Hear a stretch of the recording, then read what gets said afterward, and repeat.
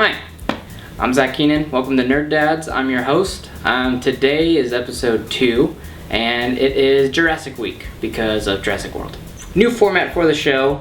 We're going to be doing reviews probably like once a week, and then we're gonna have a different segment where we just do, news, what's new on Netflix, what's new to theaters, and what's new to Redbox. So this way you guys can kind of know, hey, weekend's coming up, and I don't know what I should spend my time viewing and what is worth viewing. So that's where we come in. So we'll help you out with that. News. This week I discovered a movie coming out called Bridge of Spies, which is written by the Coen brothers but directed by Steven Spielberg. And if you don't know who Steven Spielberg is, then maybe you should watch a movie because he's awesome. Really awesome. And the Coen brothers, well, they're pretty epic too. I mean, they've done things like Burn After Reading, which is hilarious. They've done Oh Brother, Where Art Thou? No Country for Old Men, Fargo. Those guys are phenomenal. Steven Spielberg obviously has a really good rep as well. I don't need to go into his movies that he's done because you should have seen them by now. Basically the movie stars Tom Hanks. He is a defense attorney that is looking to help out a Russian spy who's been outed in the US right around the time during the Cold War. And basically it's kind of like, it's been inspired by true events, so it's totally not true, but some facts are true.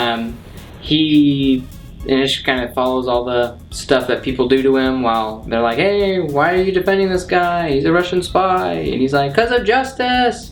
That type of thing. So anyway, it looks like a really good movie actually, and I really want to see it. I love Tom Hanks, I love Steven Spielberg, and I love the Coen brothers. Sounds like a win. The Batman vs. Superman synopsis, which, look out, spoiler, sounds pretty predictable. I'm not gonna lie, I'm not a fan of the Batman vs. Superman. I love Batman. Batman's my favorite. I love Batman. He's my favorite superhero ever.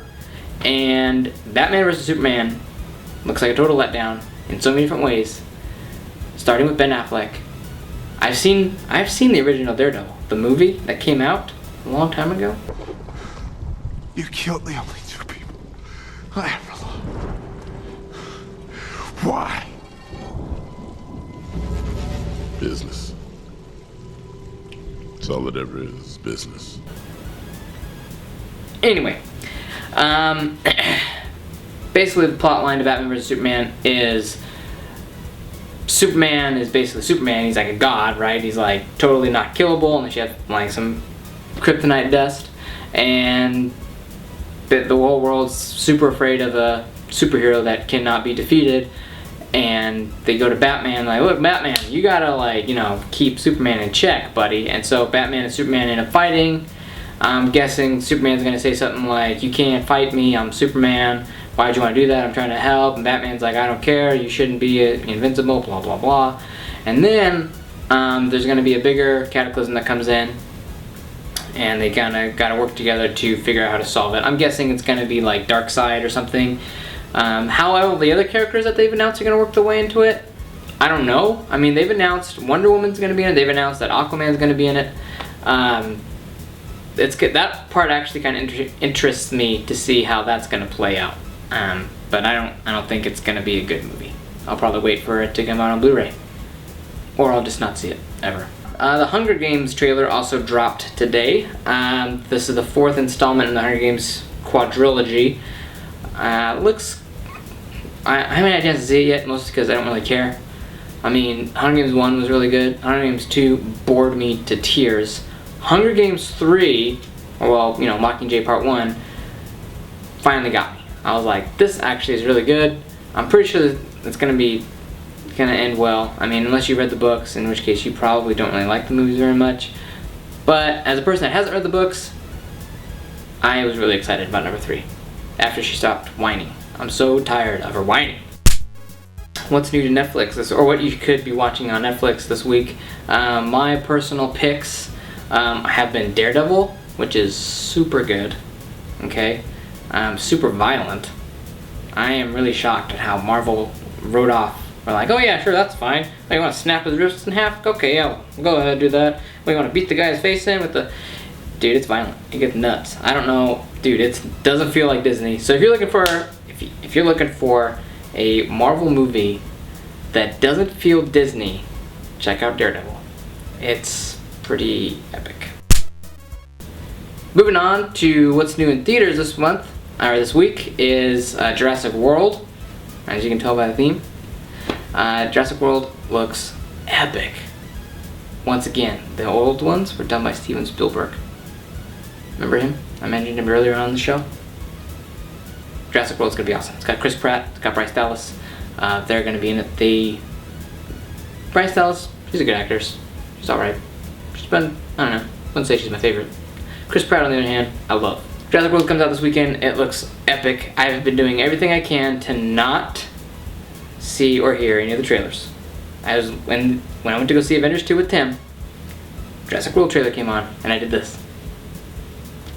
It worked, because I didn't really hear anything. I don't really know what's going on. Didn't see anything. I'm excited. Once I was done, Tim was like, dude, we're in public. Why do you do that? Also new to theaters this week is Me, Earl, and the Dying Girl. I have no idea how to tell this story. I don't even know how to start it. This is the story of my senior year of high school and how it destroyed my life. Your father and I want to talk to you about something sad. Rachel Kushner has been diagnosed with leukemia. That sucks. It sucks. It sucks quite a bit. You might be someone who could make Rachel feel better. I don't need your stupid pity. I'm not here because I pity you. I'm actually here just my mom is making me. It's actually worse. Starring Nick Offerman, Thomas Mann, Olivia Cook, and R.J. Kyler. Nick Offerman, you might know him from Parks and Rec if you've already seen the show. He plays Ron Swanson. He's really great in that show. I love the man to death. He's probably one of my all-time favorite characters for TV shows. Basically, Me, Earl, and the Dying Girl is about a girl who comes down with leukemia, and this boy, and the boy's mom's like, oh, she doesn't have any friends, and she'll be a friend before she dies. And so him and his other buddy end up becoming her best friends, and they're just like, dude, before she dies, we should make her a really good video. And kind of like that. So it's kind of like these two kids that like to make movies, and then she finds out that they make movies, and she's like, oh, you guys' movies are awesome. And they're like, no, they're not, they suck. But then they're like, well, we're gonna make you a really good one before you die. So happiness there. Enjoy our movie before you die. Anyway. But it looks like a really good movie. It's kind of a coming of age movie where, you know, a lot of the kids grow up and become adults. Thomas Mann hasn't really been anything except for Project X, which I haven't seen. It's supposed to be about, like, you know, this crazy teenage high school party, and then they throw it and it gets wildly out of control. Go figure.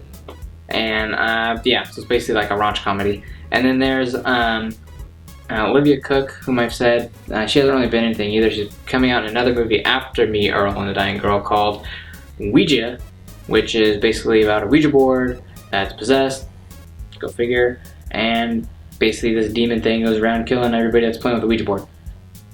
Lesson learned, don't play with Ouija boards. R.J. Kyler, who has literally been in nothing at all. So it's going to be interesting to see how he does. Judging by the trailer, he looks like he could do alright. The acting looks pretty alright. Everything about it looks really decent. It looks like a great movie. Will I see that or Jurassic World? It's a no-brainer. Jurassic World. It's a movie where dinosaurs eat people. Come on. Am I right? New to Redbox is 50 Shades of Grey. So those are your options. Let us know what you think in the comments, and yeah, hope you have a good night and good week.